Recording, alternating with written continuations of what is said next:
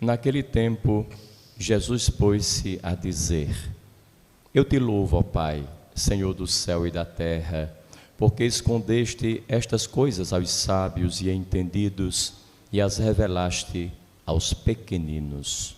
Sim, Pai, porque assim foi do teu agrado.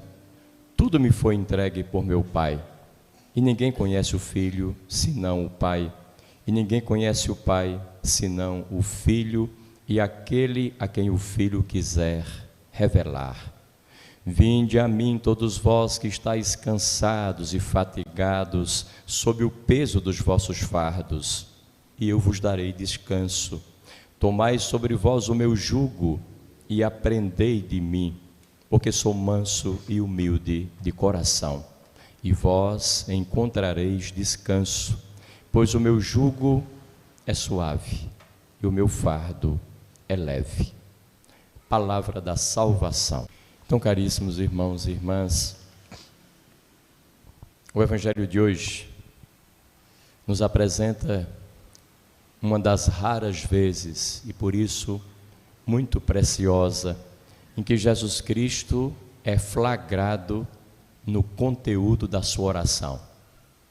Nós, por uma vez ímpar, que não tem nenhum outro tempo favorável e comparável, vemos o que é que Jesus Cristo reza quando ele reza, o que é que ele diz quando ele está em oração, quais são suas palavras na relação íntima com o Pai.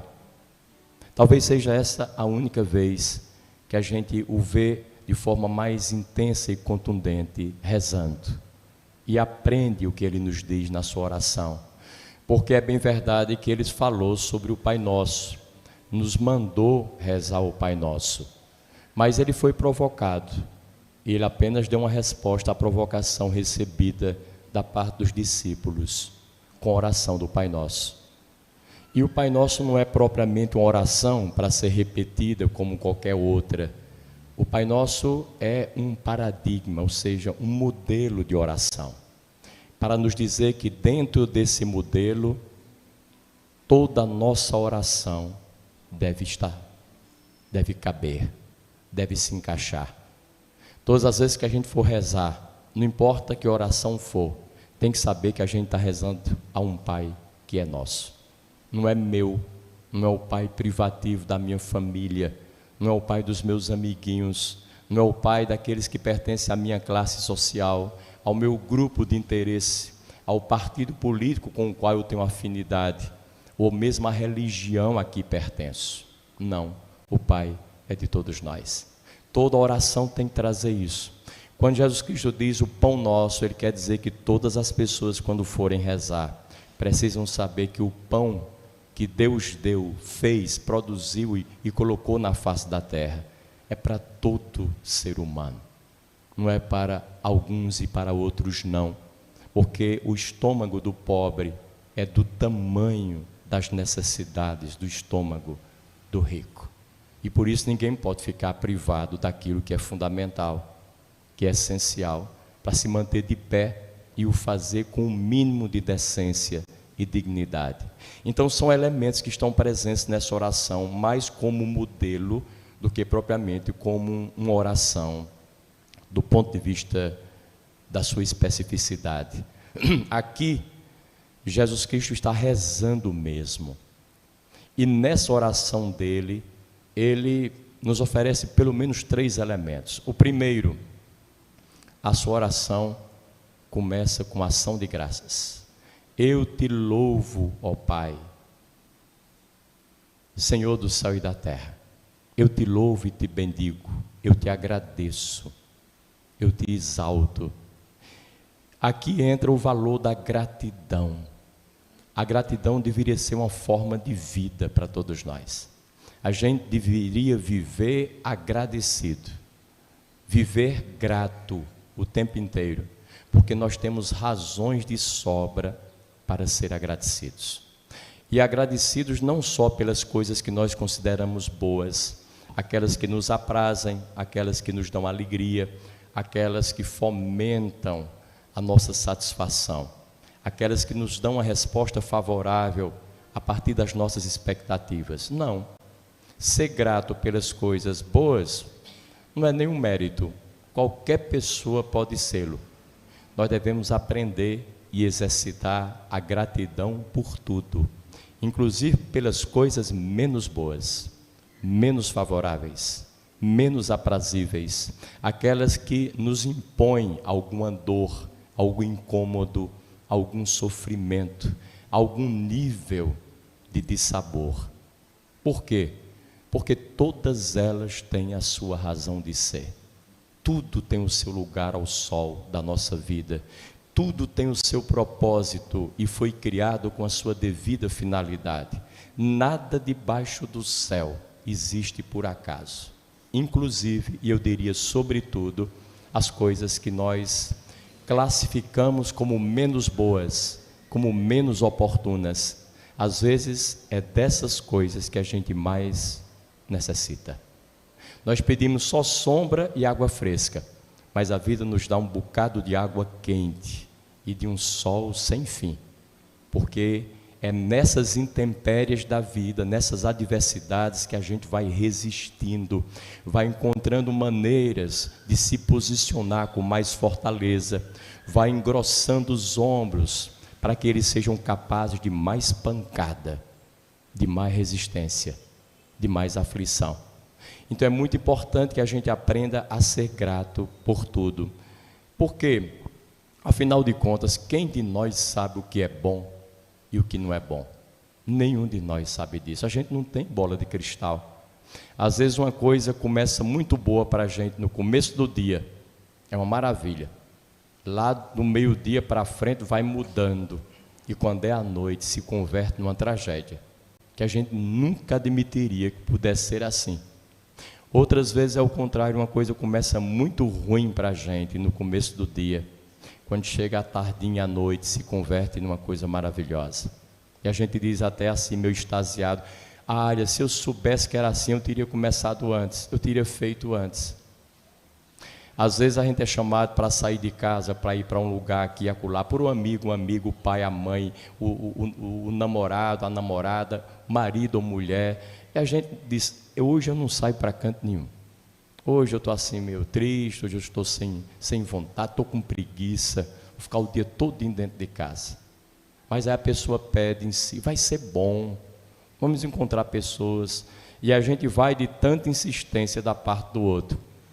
Vai sem querer, sem motivação, sem vontade nenhuma, até com uma certa raiva, carrancudo, cara dura, como se estivesse demonstrando para o outro que não está lá de boa vontade. Mas quando chega lá, a coisa ganhou de feitio. E a gente gosta tanto daquele lugar, daquela festa, daquele encontro, daquelas conversas, que o outro fica puxando, está na hora, vamos, mas não, espera um pouquinho mais. Invertem-se os papéis. A gente, se não saísse de casa, jamais teria essa experiência, mas porque saiu, a gente teve. Então percebam vocês que se eu não sei de antemão o que é bom e o que é menos bom, qual é a regra de ouro que me sobra? Acolher tudo que vem, porque tudo pode ser útil para mim. Quando aparece uma doença, uma tragédia, um sofrimento maior do que aquilo que a gente espera ser justo para a gente, ao invés de fazer aquelas perguntas que em geral se fazem, por que isso comigo? Eu não mereço isso. Eu sou uma pessoa boa, honesta, direita, eu vou para a missa, eu participo de tudo direitinho, eu faço até caridade. Por que comigo? A pergunta está errada. E quando a gente faz pergunta errada, a resposta naturalmente é errada também. Ela é proporcional à pergunta que a gente faz. E é por isso que perguntar é uma arte. Quando a gente estuda filosofia, passa 3, 4 anos aprendendo a fazer a pergunta certa, para obter a resposta certa. Qual seria a pergunta certa nesse caso, diante das aflições da vida? É mais ou menos assim: o que é que essa desgraça que agora aconteceu comigo, essa tragédia que bateu à minha porta, esse imprevisto que eu jamais sonharia que aconteceria, querem me ensinar que eu ainda não aprendi até agora? Quais são as lições, quais são os ensinamentos, quais são os ganhos que eu posso ter a partir dessa realidade que a vida ainda não me permitiu ter. Na hora que eu faço a pergunta diferente, a resposta é favorável. E eu cresço. E mais importante do que isso, quando eu aprendo a lição de cada coisa, especialmente das coisas menos boas, essas coisas desaparecem.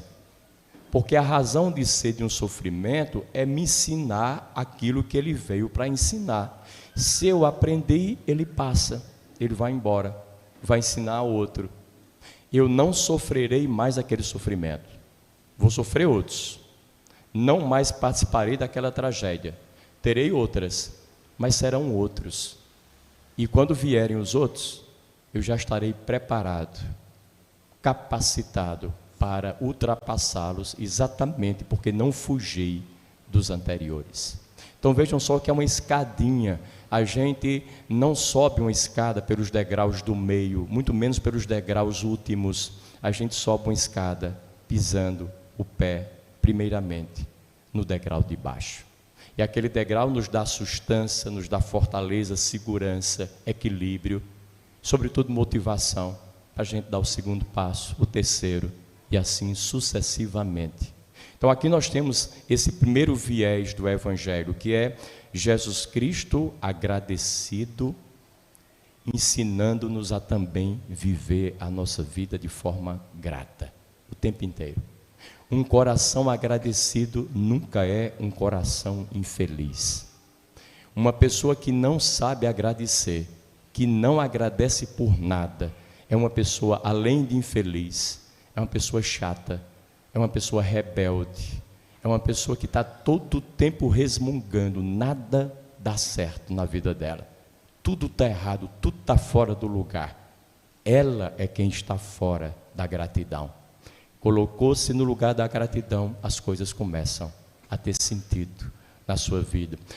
Um segundo elemento dessa oração de Jesus Cristo é a consciência que ele tem da relação de interdependência com o Pai.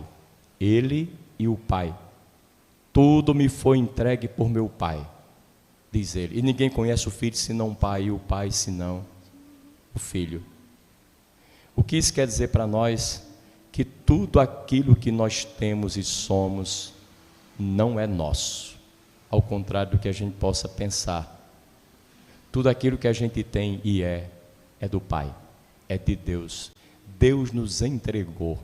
Nós somos, no máximo, colaboradores dele, na condição de administradores de um arcabouço, um conjunto de dons, de inclinações, de talentos, de possibilidades, de potenciais e inclinações que estão conosco, mas são de Deus, não são nossos.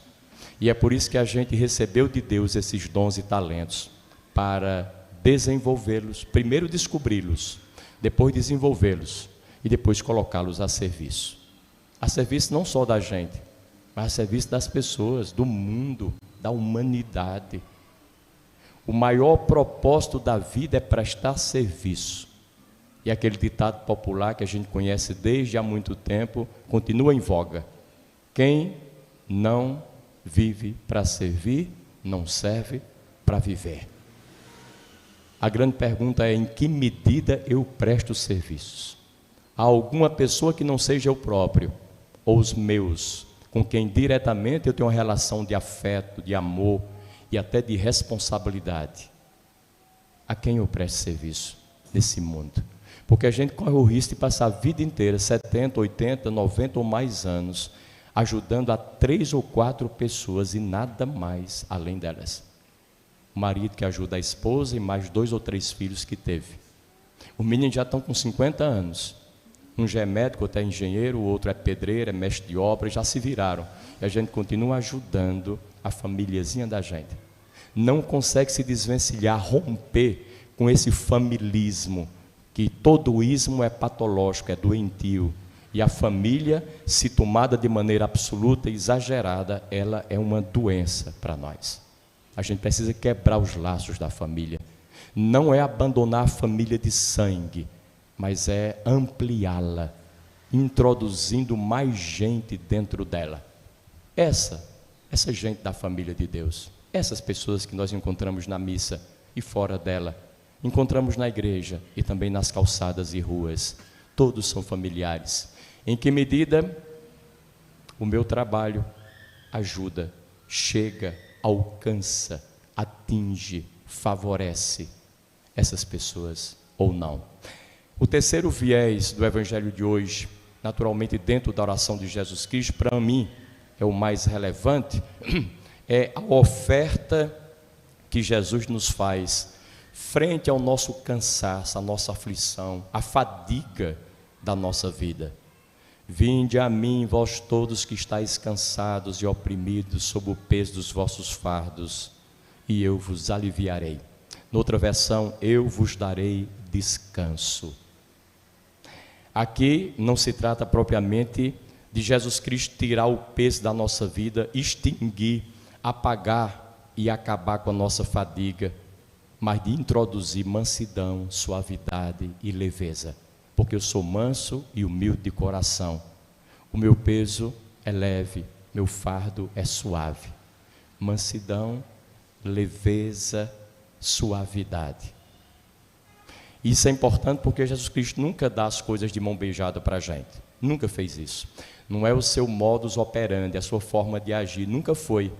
Jesus Cristo sempre nos dá um trabalho a fazer. Coloca em nossas mãos uma lição, uma tarefa de casa, para que todo dia a gente realize, senão, nada feito. Se a gente não der a contrapartida, não fizer a parte da gente, com a competência, o interesse, a dedicação, a disciplina exigidas para tal, nada feito. Não acontece absolutamente nada. Já dizia um grande sábio que nenhum milagre acontece fora da aliança que Deus constituiu entre Ele e nós. A parte dele está sempre feita. Se houver falha, a falha é na nossa parte. Precisamos corrigi-la exatamente aí, naquilo que nos cabe, que nos pertence, que é da nossa competência. Por exemplo, vocês se lembram do evangelho de Marta e Maria, quando Maria estava conversando com Jesus Cristo? Conversa boa, tranquila, e a irmã dela se matando de trabalhar dentro de casa, para fazer uma merenda, quem sabe, um lanche, oferecer a visita ilustre. Ela se aborrece, vai até Jesus com confiança e na intimidade de amigos e diz: Senhor, manda essa menina me ajudar, pelo amor de Deus.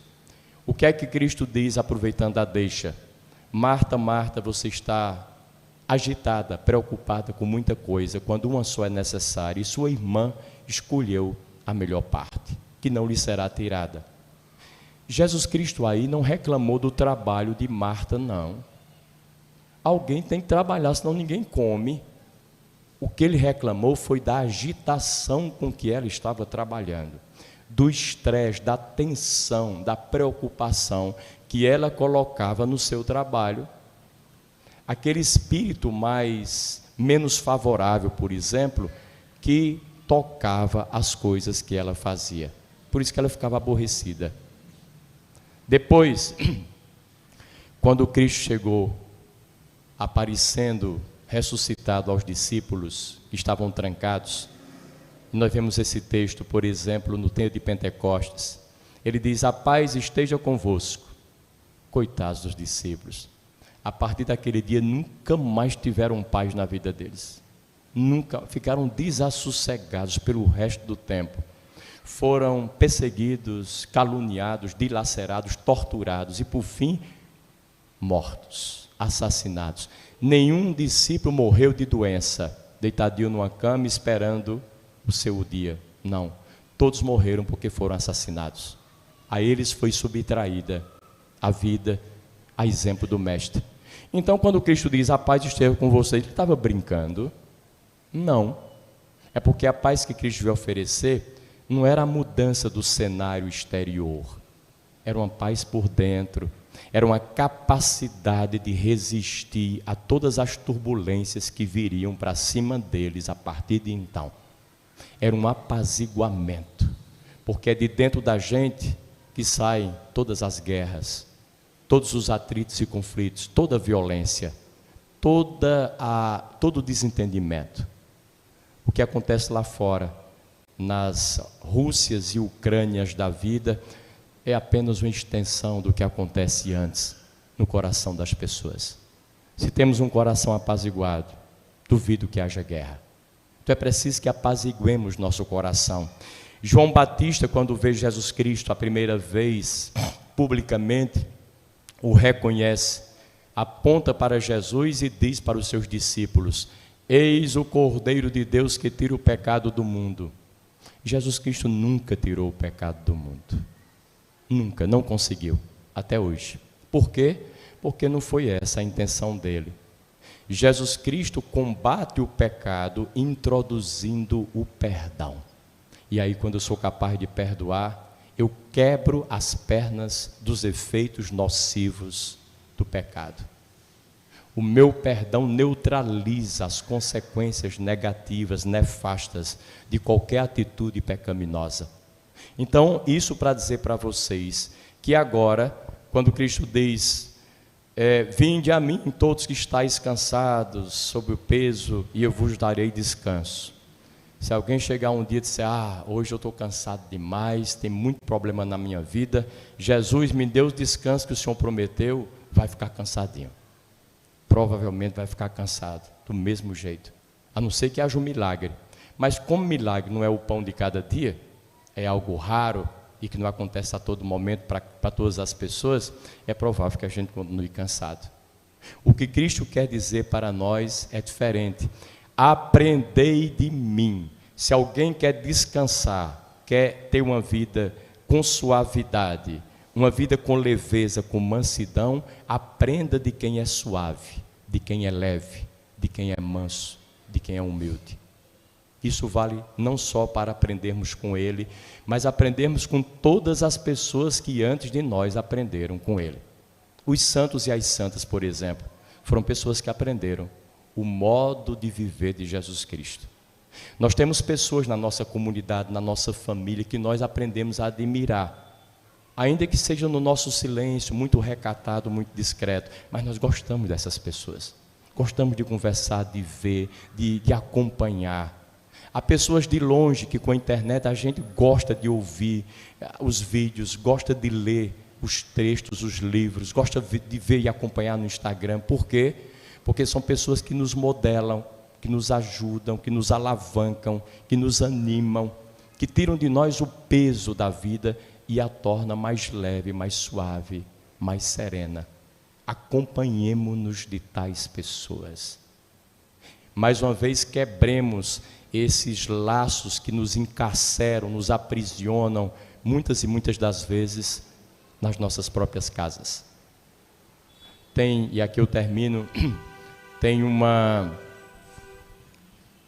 máxima na filosofia atual, presente em muitos daqueles que fazem o pensamento acontecer, que diz o seguinte, que geralmente nós nos tornamos muito parecidos, muito semelhantes às pessoas com quem mais nós convivemos no dia a dia. Não são muitas, 2 ou 3, às vezes uma só, que você convive o ano inteiro, 10 anos, 20 anos, a vida toda, debaixo do mesmo teto, ouvindo, respirando o mesmo ar, brigando as mesmas brigas, fazendo as mesmas confusões, sorrindo com as mesmas anedotas, e assim por diante. A pergunta que eu faço é: se você vai se tornando parecido com as pessoas com quem você convive mais intensamente e largamente, você gosta de se parecer com essas pessoas? Foram essas pessoas que você escolheu para serem modelos, referências do seu comportamento? São essas pessoas que para você alegram o seu espírito, motivam a sua vida? É com essas pessoas que você vai, no final da sua história aqui na Terra, olhar para trás e dizer: muito obrigado, valeu a pena. Você me ajudou a ser exatamente como você é, a pensar como você pensa, a fazer como você faz. Talvez, se a nossa resposta for sincera, há muita desilusão nela. Porque às vezes as pessoas com quem mais convivemos são as pessoas que menos nos ajudam. E aí, fazer o quê? Se essa pessoa mora comigo na minha casa, se estamos há 40 anos juntos, se é um parente muito próximo a mim, deixá-la de lado? Virar as costas? Não, não obrigatoriamente. Às vezes é preciso, mas na maior parte das vezes não. Alarguemos os nossos horizontes. Quando eu cheguei em Portugal, eu estava numa paróquia de uma aldeia pequena, e às vezes as aldeias pequenas, e isso vale lá como vale aqui, vale em qualquer lugar do mundo, são aquelas que, ao contrário do que a gente possa pensar, são aquelas que criam mais problemas. Tem problemas entre as pessoas. Na cidade grande não, mas as aldeias onde todo mundo se conhece, às vezes dá muita confusão. E eu às vezes desabafava com um padre amigo que eu conheci na Espanha quando estudante, e ele dizia assim para mim: Elias, saia de lá de vez em quando, passa uns 2 dias lá em Lisboa, depois tiver uma semanazinha, vá lá para a Suíça, para ver gente nova, problemas novos, pessoas novas, realidades novas. E isso valeu muito para mim. Você não tem que abandonar a sua casa se ela não é o seu modelo, não foi aquilo que você sonhou para você. Não tem que abandonar as pessoas com quem você tem laços até agora, até porque isso é muito complicado. Você vai ter que dar muita explicação, isso é demorado, isso esgota a gente. Mas você pode ampliar os seus horizontes, quebrar a casca do ovo e ter outras experiências, conhecer novas pessoas, ouvir novas opiniões, ler novos livros, falar, conversar com gente distinta, para ir introduzindo na sua cabeça e no seu coração valores diferentes. E aí você terá mais leveza, mais suavidade, até mais compreensão para entender os seus da sua casa. E a relação fica boa em casa, no nível mínimo, e fica melhor ainda fora, no nível macro. Você ganha equilíbrio. E é isso que o Evangelho de hoje nos pede, é que nós nos modelemos pelas pessoas que vale a pena serem os nossos modelos. Que nós não simplesmente absolvamos aquelas que a vida nos colocou à nossa frente, mas ganhemos, conquistemos, ampliemos, desbravemos novos mundos e sejamos novas pessoas. Que Deus nos ajude nesse empreendimento, que não é, nem de longe, nada fácil. Louvado seja nosso Senhor Jesus Cristo.